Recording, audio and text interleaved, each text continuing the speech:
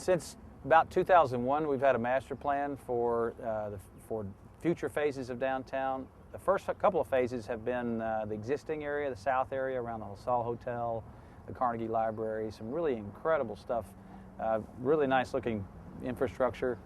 The prior councils have been very committed and put a lot of dollars towards those projects.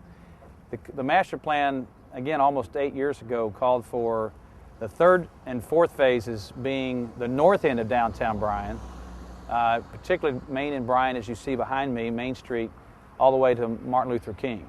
And that is an area that, just like the south side, is very old infrastructure. Not just that, but very old buildings off of it. And it's a real opportunity for us to redevelop an entire area of downtown into something that it wasn't before. High density, pedestrian oriented, kind of a new urbanist type development. There's a lot of projects out there that the city of Bryan needs to focus on citywide, but our downtown represents a true diversity of the entire community. There's been a lot spent in downtown Bryan, as evidenced in the first couple of phases, in the facade programs and all the events going on in the south end of downtown. We need to really do something proactive to tie in the north end of downtown Bryan. The African American and Hispanic communities would benefit from that, we believe. It obviously is adjacent to a lot of transitional neighborhoods. It really represents an opportunity for us. It will take some funding, major funding, to build out the rest of downtown.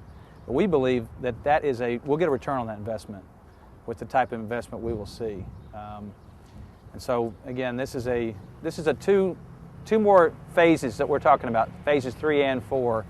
But what we're really essentially trying to do is get all the way to Martin Luther King with both Main and Bryan, and you get into major infrastructure, utilities and those types of things.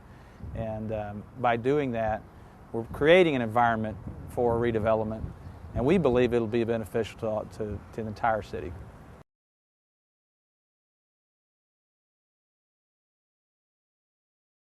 Well, behind us we have the old police department building, as we're referring to it. We're now calling it, though, the City Hall Annex. And our intention there is to take the current building and renovate it so we can do really 3 things. Some are a little longer term. One would be create more office space so that we can move some folks either out of the current municipal office building or City Hall, and then some other office buildings, and locate them across the street to the old PD building, now referred to as City Hall Annex. So that's one thing we could do. We also are considering a wellness clinic for employees. So at some point we think that part of that building could be used as a wellness clinic. And the third thing that we'd like to consider is at some point in time having an exercise room that employees could use, and the basement could serve that purpose very well for us. It's about 23,000 square feet over there that we would like to continue to use. This has become really the civic area, if you will, where we have the county and the city and now the Justice Center. And we see this building as just being one more extension to what we already have existing. We are currently working with an architect. We want to get a cost to see what it would take. There are some things that need to be improved. We're relatively certain that the HVAC, the heating, air conditioning system will need to be improved. We think that may even need to be replaced.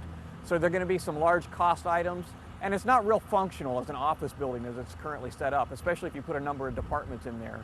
So what we'd anticipate doing is certainly spending some funds to enhance the inside, but then also improve the outside. We've got 2 gorgeous buildings at this intersection with the Justice Center and the current municipal office building. We want to make that one a little prettier, if you will, on the outside as well.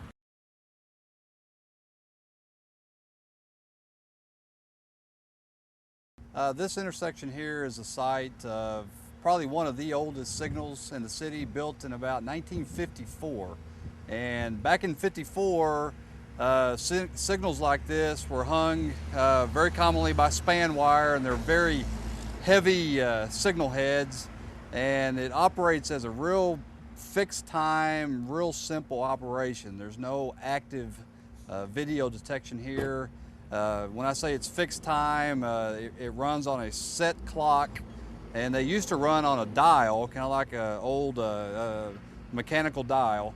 and we program the around-the-clock program times for it for turn yellow, red, green. And right now this signal operates with a newer controller, but really the span wire and the heads are still the original, built in 1954. When we upgrade this location, we're going to get rid of the old span.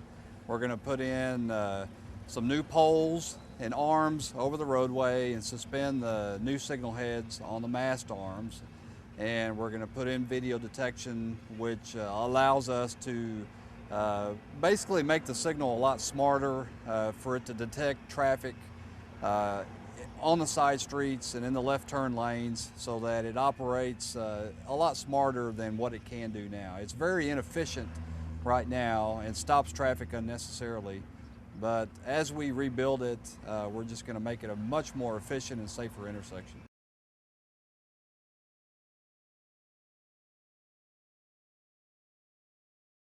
Right now, this is an example on Texas Avenue where we do have sidewalks quite a bit down this way, and we do have sidewalks closer in towards Villa Maria, but that stretch in between doesn't have any sidewalks. So people are walking on the grass, sometimes in the street, just to find a way to get from here to there. Sometimes because of an open ditch or a drainage situation, there isn't really room for people to walk next to the curb. So in certain aspects or certain places of the community, the pedestrians actually have to get into the roadway to walk. There are certain areas on Martin Luther King, Texas Avenue, South College, College, Main. Those are all areas over time that we've identified that really do, for one reason or another, need sidewalks.